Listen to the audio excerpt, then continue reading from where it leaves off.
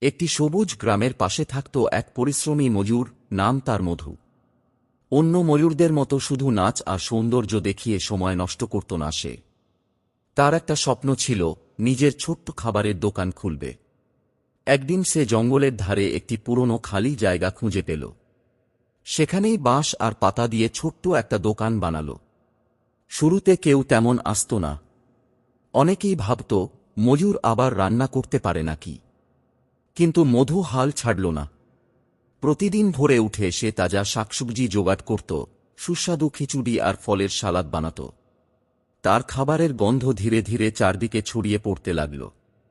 একদিন এক খরগোশ এসে খেয়ে বলল, ওহ, এ তো দারুণ। তারপর খবরটা ছড়িয়ে পড়ল। ধীরে ধীরে হরিণ, বানর, পাখিরা সবাই তার দোকানে আসতে শুরু করল। কয়েক মাসের মধ্যেই মধুর দোকান জঙ্গলের সবচেয়ে জনপ্রিয় খাবারের জায়গা হয়ে উঠল। শেষে মধু বুঝল, সৌন্দর্য নয়, পরিশ্রমই জীবনে সত্যিকারের সাফল্য এনে দেয়।